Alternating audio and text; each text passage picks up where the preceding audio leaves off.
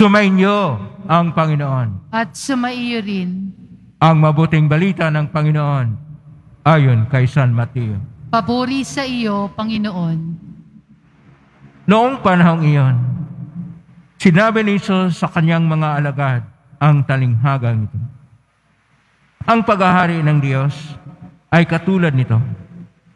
Lumabas ng umagang-umaga ang may-ari ng ubasan upang humanap ng mga manggagawa. Nang magkasundo na sila sa upa na 1 denaryo maghapon, sila'y pinapunta niya sa kanyang ubasan. Lumabas siyang muli nang mag-ikasyam ng umaga at nakakita siya ng iba pang tatayo-tayo lamang sa liwasang bayan. Sinabi niya sa kanila, "Pumroon din kayo at magtrabaho sa aking ubasan, at bibigyan ko kayo ng karampatang upa." At pumaroon nga sila. Lumabas na naman siya nang may 12 ng tanghali at nang mag-3 ng hapon, at gayon din ang ginawa niya. Nang mag-5 ng hapon, siya'y lumabas uli at nakakita pa ng mga ibang wala ring ginagawa. Sinabi niya sa kanila, "Bakit kayo tatayo lang dito sa buong maghapon? Wala pong magbigay sa amin ng trabaho eh." Sagot nila. At sinabi niya, "Kung gayon, pumaroon kayo at gumawa sa aking ubasan." Pagtakip silim, sinabi ng may-ari ng ubasan sa kanyang katiwala, "Tawagin mo na ang mga manggagawa at sila'y upahan. Magmula sa huli hanggang sa unang nagtrabaho." Ang mga nagsimula ng mag-5 ng hapon ay tumanggap ng tig-1 denaryo. At nang lumapit ang mga nauna, inakala nilang tatanggap sila ng higit doon, ngunit ang bawat isa'y tumanggap din ng 1 denaryo. Pagkatanggap nito, nagreklamo sila sa may-ari ng ubasan. Sabi nila, "1 oras lang pong gumawa ang mga huling dumating. Samantalang maghapon kaming nagpagal at nagtiis na nakapapasong init ng araw. Bakit naman po ninyo pinagpare-pareho ang upa sa amin?" At sinabi niya sa isa sa kanila, "Kaibigan, hindi kita dinadaya. Hindi ba't nagkasundo tayo sa 1 denaryo? Kunin mo ang ganang iyo at umalis ka na. Maano kung ibig kong upahan ang nahuli ng tulad ng upa ko sa iyo? Wala ba akong karapatang gawin ang aking maibigan sa ari-arian ko? O nainggit ka lang sa aking kabutihang loob? Kahit ang nahuli ay mauna, at ang nauna ay mahuhuli." Ang mabuting balita ng Panginoon. Pinupuri ka namin, Panginoong Hesukristo. Magsiupo muna po ang lahat.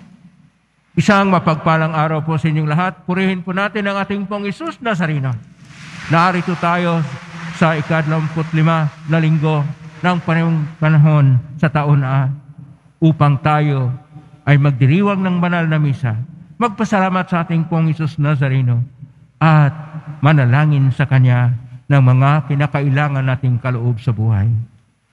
Ngunit sa ating mga pagbasa ngayon, dapat po nating tingnan ang tema, at ang tema natin ay ang bokasyon.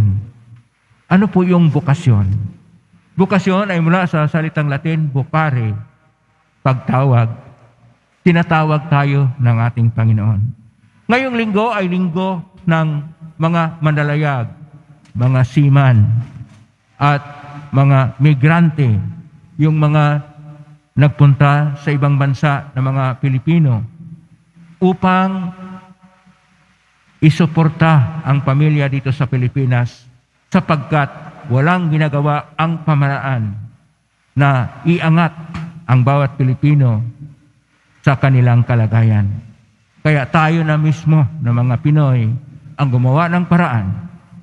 Kaya marami pong seaman ngayon. Halos napakaraming seaman sa buong mundo ay mga Pinoy.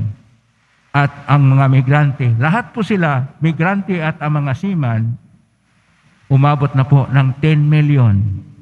Ibig sabihin, 10% sa ating populasyon sa Pilipinas. Dahil walang ginawa ang pamalaan na iangat ang Pilipinas sa kabuhayan. Kaya po, dito po sa ating mga pagbasa, ano po ang mga esensyal na makita natin sa bukasyon o panawagan ng Diyos sa buhay natin? Una, na dapat kilalanin natin na tayo ay nilikha ng Diyos.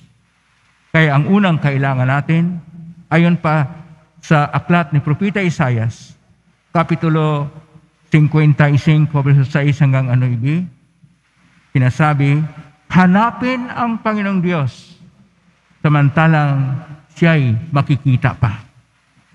Yung paghahanap ng Diyos ang una. Pangalawa, na tayo ay manalangin sa Panginoon. Ito po'y ating mapakinggan at atin pong mabasa sa Salmo 144. Kaya sinasabi po, ang Diyos ay tapat at totoo sa mga dumadalangin. Kaya kailangan natin sa bukasyon, hindi lang napagkilala kung sino tayo, na nilikha tayo ng Diyos, tayo rin ay manalangin. Ito yung pinakailangan sa buhay natin. Pangatlo, dapat nating kilanlin na tayo ay iniligtas ng ating Panginoong Jesucristo. Kaya sinasabi sa ating ikalawang pagbasa, sa sulat ni San Pablo sa taga-Pilipos, sinasabi niya, para sa akin, si Kristo ang buhay. Kaya sinasabi niya sa versikulo 27, unang kapitulo ng sulat kay Pilipos, kaya mga kapatid, pagsikapan ninyong mamuhay ayon sa mabuting balita tungkol kay Kristo.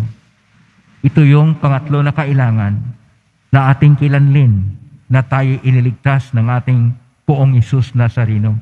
Hindi sa madali na pagliligtas. Siya ay nagpasa ng cross at naipako sa cross upang tayo'y iligtas. Kaya anuman ang bukasyon ng buhay natin, dapat nating kilanlin ang ginawa ng ating Panginoong Hesus. Pang-apat, nagpapatuloy ang ating Panginoong Diyos ng panawagan sa atin.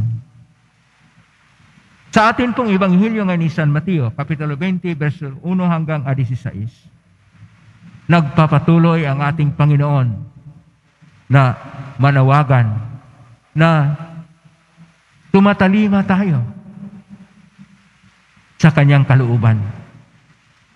Kaya mayroon pong iba't ibang oras. Mayroong nauna na sa alas 6 ng umaga, alas 9 ng umaga, hanggang tanghali, at mayroon ding nasa hapon, alas 3 ng hapon, at alas 5 ng hapon. Kapag tingnan po natin itong mga oras na ito, ito yung mga oras na dinadasal ng mga reliyoso at ng mga pare na tinatawag na breviary, yung breviarium, yung Christian prayer, na kung saan dinadasal sa gitnong oras. Ibig sabihin, tumatawag ang ating Panginoon, tumakatok sa ating Panginoon sa ating mga puso upang tayo ay tumatalima sa kanyang panawagan o bukasyon sa atin. Ano po ang bukasyon? Mayroong bukasyon o panawagan ng isang tao ay mayroong misyon sa pamilya. Kaya magtayo ng tahanang Kristiyano. Lahat ng may asawa, yun ang bukasyon nyo. Mayroon ding bukasyon sa pagtuturo. Kaya mayroon tayong mga guro. mayroong nagpaliwanag tungkol sa Biblia, tungkol sa Ebanghelyo at iba pa na mga doktrina at katekismo. Ito yung bukasyon na tinatawag na evangelization, ang pagpapahayag ng mabuting balita ng Panginoon. Mayroon ding bukasyon na kung saan ikaw ay magtrabaho, anumang klaseng trabaho. Gaya ng seaman, manlalayag, o dili kaya kung anumang trabaho mo sa ibang bansa, o kaya anumang trabaho dito sa Pilipinas, kung mayroon pa na trabaho, gaya ng pagsasaka, gaya ng paggawa, gaya ng mga karpintero, mga welders, mga manggagawa, mga laborers sa iba't ibang mga industriya, o dili kaya sa entertainment, o dili kaya mga trabaho na ikaw ay nasa iba't ibang mga kalakalan, mga empleyado, o sa gobyerno man, o sa pribado na mga institusyon. O dili kaya mayroon tayong sarili na ginagawa natin.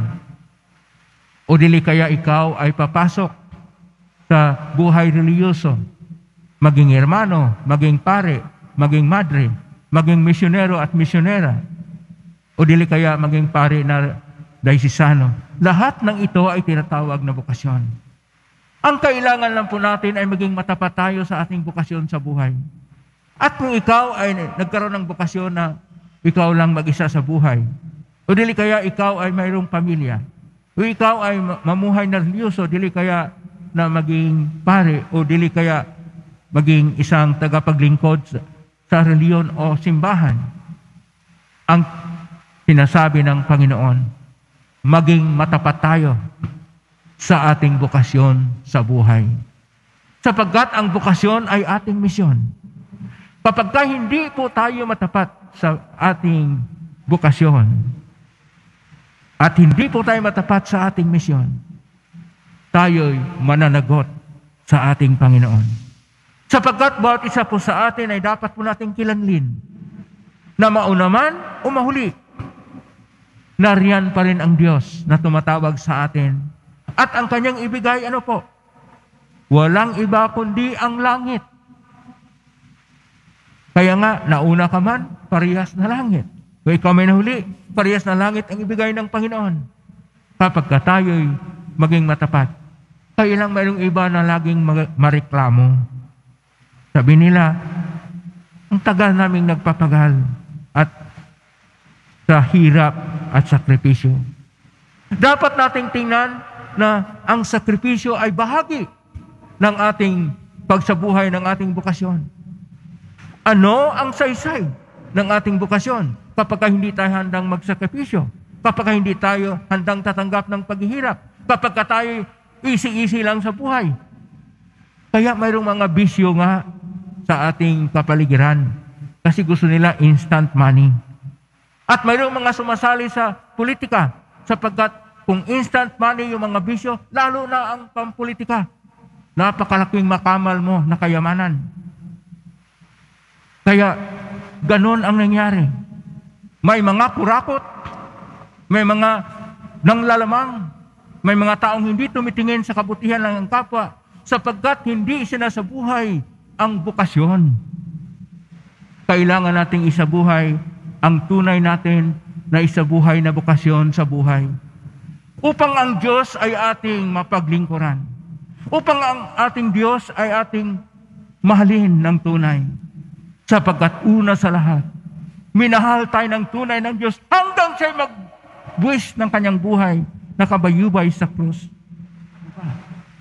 Ang ating maitugon sa Kanya, liban sa pagiging matapat sa Kanya, sa bukasyon natin, sa buhay na misyon natin na ibinigay ng Panginoon.